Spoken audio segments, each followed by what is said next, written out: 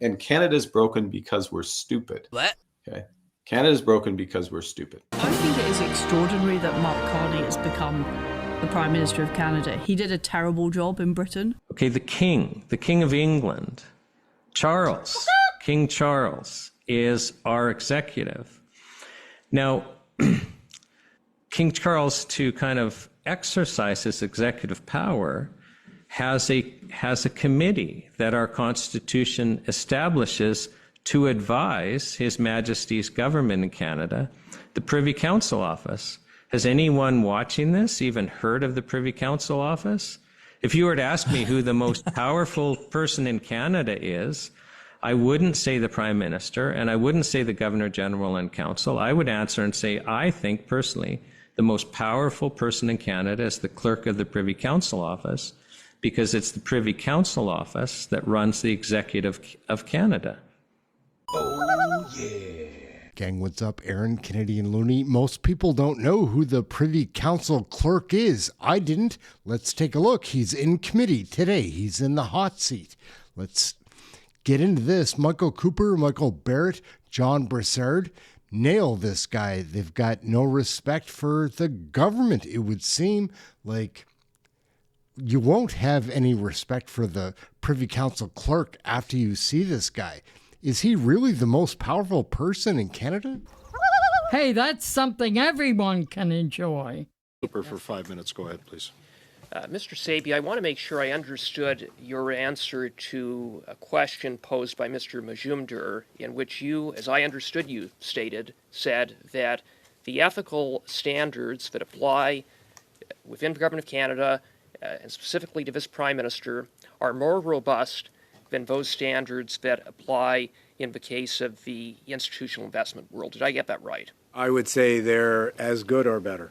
As good or better. So I want to ask you, in follow-up to a question that Mr. Hardy asked you, which you didn't give a direct answer. And it's very straightforward, and that is, where in the institutional world is there a situation, is there an example where a subordinate screens their direct boss for conflicts of interest? Just an example, please. Well, I think you mischaracterize the relationships between, for instance, in this case, the head of the public service and the Prime Minister. The public service in Canada... Mr. Sabia, you're a subordinate of the Prime Minister. You serve at his pleasure. He brought you in from the outside. You were not within the civil service. You were effectively a political appointment. Well, wait a second. I do not regard myself as a political appointment. Well, you're entitled to your own conclusions, you just Mr. Cooper. You just said before I opened my round that you're serving because Mr. Cooper, the point Mr. Carney asked you. But Mr. Cooper, Carney asked you, and he could fire you, couldn't he? And I look forward to whenever that happens. But Mr. Cooper, you made an assertion that the ethical standard is higher as it applies to this Prime Minister, and I just asked you, well, I said give me an example. I said it's at least as where good. A subordinate. So I'm intervening here for the interpreters. We've got to go back and forth. Let's answer the question, ask the question. So let me answer the question. Go ahead, Mr. Sabia. Mr. Cooper, you continue to make an error. This is not about me as an individual. This is about the engagement of the breadth of the public service in the administration of this screen. Those are two entirely different things. Mr. Sabia, you sign off, ultimately, on whether the ethics screen is invoked or if it's not. But the buck stops with you. Yes, but that is the result of extensive work across the public service by a set of engaged public servants acting in the public interest. But you ultimately make the decision, and you answer to the Prime Minister. It is not the same thing. Two more minutes. So, again, you haven't provided an example, and therefore I would submit your assertion that the standard, that it is more robust simply doesn't hold water. And I want to ask you about the involvement of the Prime Minister's Chief of Staff. Clearly a political appointee, clearly someone who answers and serves at the pleasure of the Prime Minister. He also signs off on the invocation of the ethics screen. So when you make a decision, because as I understand you first make a decision, then what role precisely does the Prime Minister's Chief of Staff play with respect to that decision? Because as I see it, on the form that you've provided, it also requires his signature. Do I have that right? Well, we are both administrators of the Prime Minister's screen. Jointly. Yes. And so, for example, if you made a decision, as you put it, and you then passed that decision on to the Prime Minister's Chief of Staff, and he disagreed with that decision, what would happen in that case? I think in that circumstance, which has not arisen, I think in that circumstance, the only viable course, if he and I disagreed about the application of a screen, would be to go to the Ethics Commissioner and say, make a decision, and that we will abide by whatever your decision is.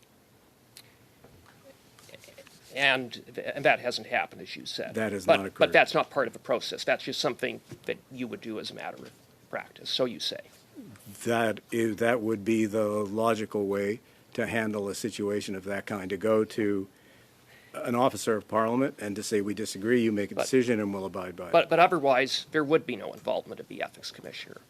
No, as I said, on several occasions, the Ethics Commissioner and his staff you is sometimes included. consult the Ethics Commissioner, but ultimately, when you make a decision...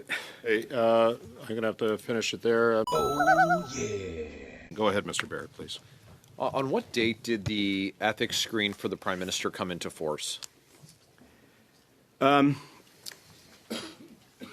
Barrett, there really are two stages in this process. The screen that is in place now, the result of pretty exhaustive work on the part of the Ethics Commissioner with respect to the disclosure provided by the Prime Minister, that screen was put in place, I believe, on July the 10th. Prior to that, on an interim basis, a somewhat simplified screen was in place from very shortly after the Prime Minister became Prime Minister and until the more fully elaborated screen came into place on July 10. Are you able to articulate, perhaps in writing to the committee, unless you're able to do it now, the differences between the initial screen that followed, in your words, very shortly after the Prime Minister assumed the role? Yeah, the principal change between the two, and it's, I think, pretty logical. After the disclosure of the Prime Minister to the Ethics Commissioner, that provided the Ethics Commissioner with a full overview of the assets of the Prime Minister. That enabled the Ethics Commissioner to develop a list of 103 companies, and that list is published on the site of the Ethics Commissioner. So the principal difference between the two, there were some minor differences, but the principal difference between the two is the screen that's in place now contains the 103 companies that are the result of the Prime Minister's disclosure. Prior to that, it was primarily focused around Brookfield and Brookfield companies because the Prime Minister, while having made disclosure, the Ethics Commissioner hadn't completed their work on it. So that's the principal difference between the first and second. How will Prime Minister Carney's planned cuts to the public service affect the units responsible for the conflict of interest screening as it's Those reductions will not affect this. So there's documents that show that machinery of government secretariat vetted the guest list for the Prime Minister's London and New York meetings. Would the vetting process be compromised or the structure of it changed in any way by these cuts? No. Mr. Barrett, let's back up a bit. The government has priorities, as you know. One of those priorities is the prudent and rigorous application of this screen. So as we go about the task of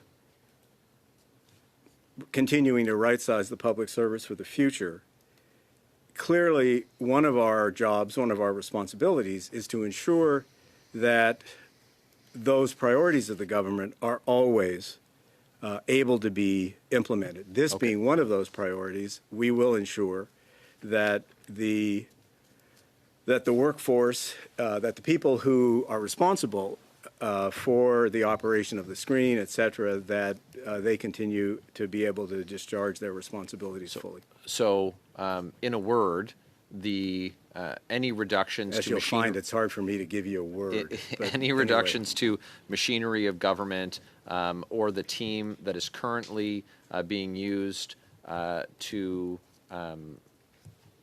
implement the screen, that team will not be affected by any cuts. Well, the answer to it is we will continue to administer the screen fully, prudently. There will be no compromise or impact on the ability of the public service to operate the screen now, But during, the size or of the after team, the reductions. if I may, sir, the size of the team may change. But this is my point. It doesn't, to be direct, it doesn't really work that way. So can I explain? Well, I have very limited time. I've got a little less than a minute left. Well, I'll give you the 30-second answer then. I'll give you 15 if I could, sir. Okay, well, the way this works is it's embedded across the public service.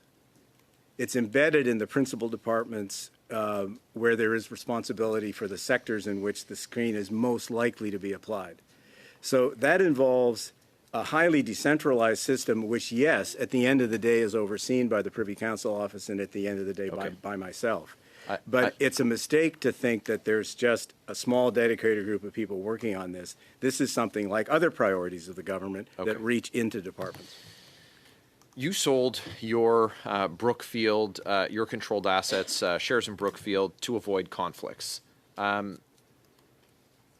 Shouldn't the Prime Minister, shouldn't a Prime Minister do the same to prevent influencing decisions that that will have the direct benefit to their financial interests?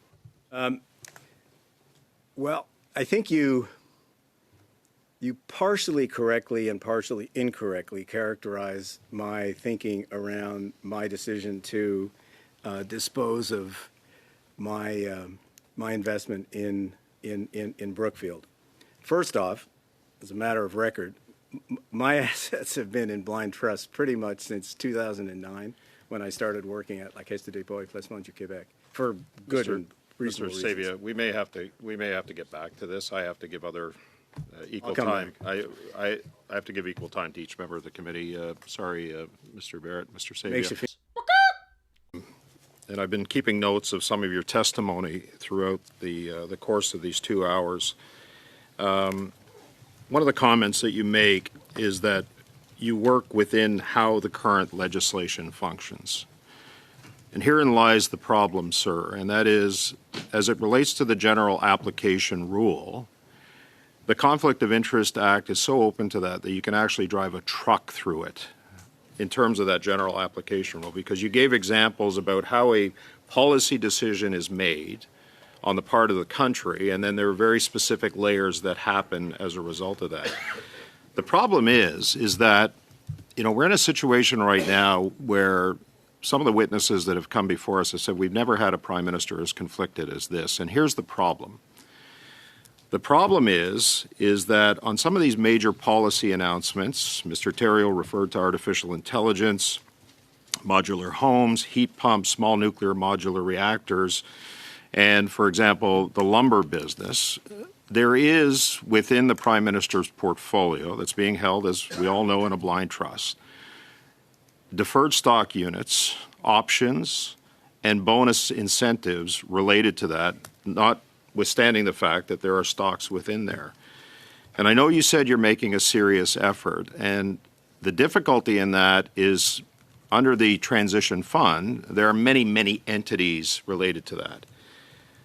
So my question to you is, for the sake of the confidence that Canadians have in their designated public office holders, whether it's the Prime Minister or the Minister, you mentioned that you divested yourself of Brookfield assets because you did not want that to be perceived, real or otherwise, as a conflict of interest.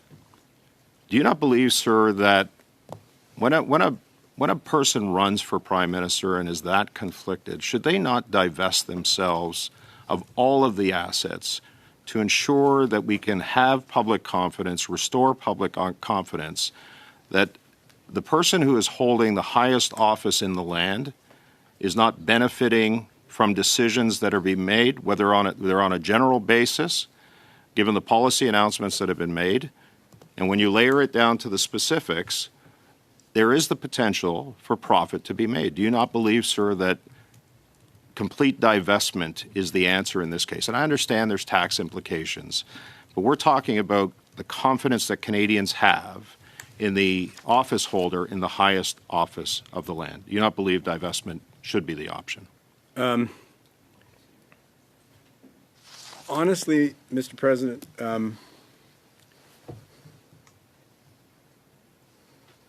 I think I come back to something that I said earlier. And to be blunt, I don't think it's that simple. I don't think it's that simple because I think, given the issues facing Canada today,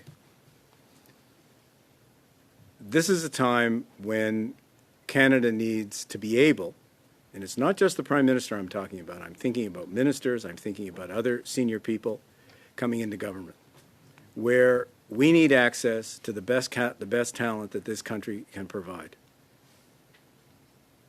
I think that's fundamentally important because this country faces a set of challenges, the likes of which we probably haven't faced since the Second World War.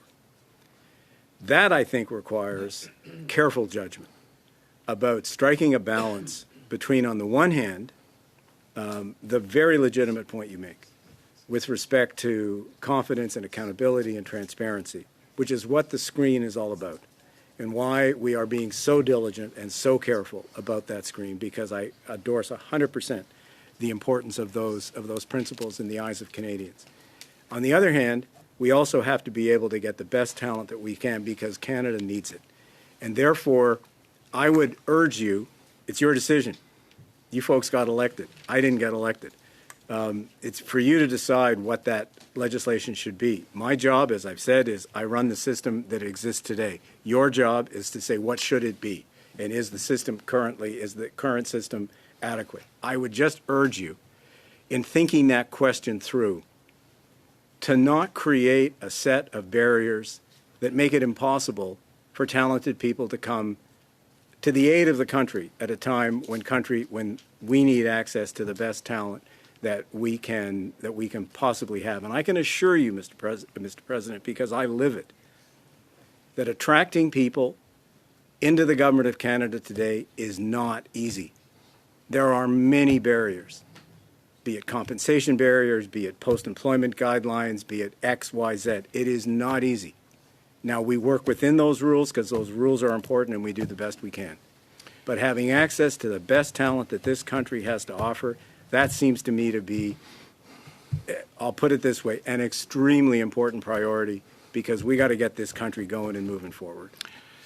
And I would submit to you, sir, that we can draw that talent without the backdrop of whether an individual who is in that office, whether it causes Canadians to wonder and causes parliamentarians to wonder whether they are personally benefiting from being in the position that they're in.